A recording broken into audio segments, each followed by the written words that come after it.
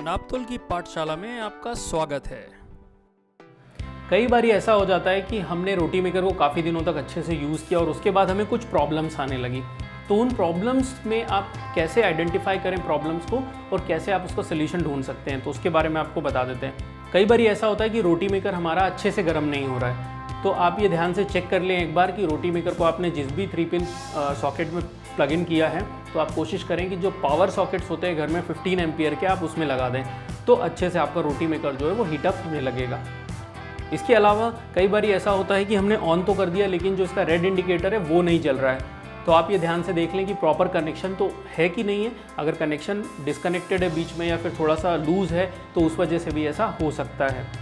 कभी कभी हमें ये शिकायत होती है कि हल्का हल्का हमें करंट लग रहा है रोटी मेकर से, तो ऐसी सिचुएशन में हमेशा ये ध्यान में रखें कि सबसे पहले आप चेक कर लें कि आपके घर में अर्थिंग का वायर तो दिया गया है। अगर अर्थिंग का वायर घर में है तो करंट नहीं लगना चाहिए, अगर नहीं है तो आप इमीडिएटली इलेक्ट्रिशियन को बुला के अर्थिंग का वायर ज़रूर घर में लगवा लीजिए।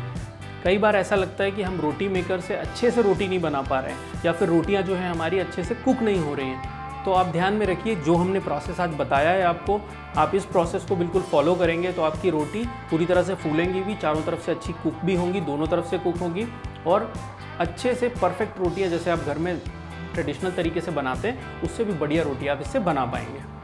कभी ऐसा अगर आपको लग रहा है कि रोटी जो है वो फैल तो रही है, गोल तो हो रही है, बड़ी हो रही है, लेकिन वो चिपक जा रही है प्लेट में, तो इसका एक ही रीज़न होता है कि आप जब प्रेस कर रहे हैं उसको हैंडल और लिड के थ्रू जब प्रेस कर रहे हैं तो ज़्यादा तेज़ी से आप प्रेस कर रहे हैं या फिर आपने सेंटर से थोड़ा सा बाहर रोटी को नहीं रखा हुआ है, सेंटर में रख दिया है, तो उस केस में रोटी या तो आधी फ्लैट होके बाकी की बाहर आ जाएगी, तो या तो फिर एक डायरेक्शन में किसी डायरेक्शन में स्लिप हो जाएगी। तो इस सिचुएशन का भी आप ध्यान रखें कि रोटी की जो लोई है, जो गोली है, वो आप सेंटर से थोड़ा सा ऊपर की तरफ रखें और फिर जो लिड है और हैंडल है उसको एक ही साथ आपको प्रेस करना है, तो रोटी जो है वो यूनिफॉर्मली स्प्रेड हो जाएगी और बिल्कुल गोल आकार ले लेगी। कभी कभी ऐसा भी होता है कि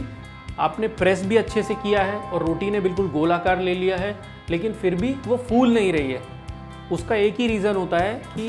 रोटी को आपने पूरी तरह से दोनों तरफ से अच्छे से सेका नहीं है, और सेका भी है अगर तो आपने जो लिड है उसको ऊपर छोड़ दिया है इस तरीके से। तो आपको लिड को कभी ऊपर नहीं छोड़ना है, पहले तो रोटी को दोनों तरफ से अच्छे से सेक लें जैसे आप तवे पे सेकते हैं घर पे। जब अंदर एयर आने लगे ऊपर और नीचे वाली प्लेट से आपको उसको सेकना है जिससे कि रोटी जो है वो फूलने लगेगी और परफेक्ट फूली हुई रोटी आपको मिलेगी।